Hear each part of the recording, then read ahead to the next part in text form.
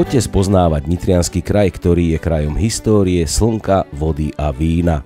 Na odbore cestovného ruchu Nitrianskeho samosprávneho kraja sme v rámci strategického a marketingového plánu rozvoja cestovného ruchu do roku 2020 pre vás vytipovali zaujímavé miesta, ktoré sa nielen oplatí vidieť, ale aj zažiť.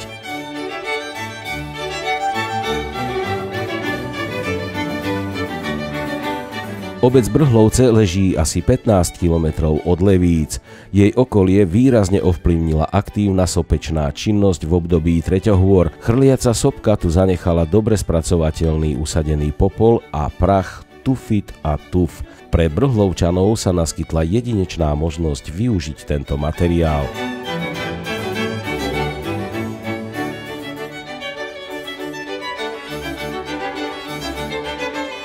Kameň bol vhodným materiálom nielen na vytvorenie originálnych obydlí, ale poskytoval obyvateľstvu zdroj obživy.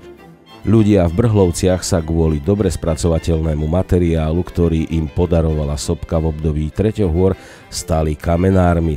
Vyrábali okružlia do studní, parapety na okná, stĺpy, brány, žľaby i náhrobné pomníky. Skalné obydlia v pamiatkovej rezervácii ľudovej architektúry preslávili túto malú obec neďaleko Levíc široko ďaleko. Jedinečné, obytné i hospodárske priestory slúžia 3 rodinám aj dnes. Do Brhloviec ročne príde 3000 ľudí, ktorí s úžasom obdivujú autenticitu, originalitu a vynaliezavosť dedinčanov.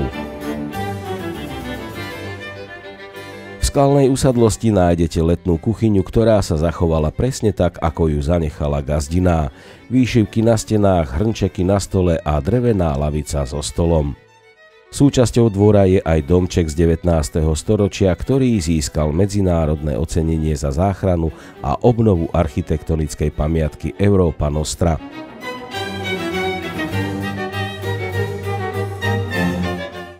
Z tohto netradičného miesta môžete začať vašu cestu histórie a oddychu. Spoznávať kraj histórie, slnka, vody a vína vás pozýva odbor cestovného ruchu Nitrianskeho samosprávneho kraja. Jasnou jednotkou pre kraj je rozvoj cykloturistiky a vybudovanie cyklochodníkov. Aktívna podpora rozvoja cestovného ruchu má reálne rozmery v podobe dotácií vo výške viac ako 120 000 eur.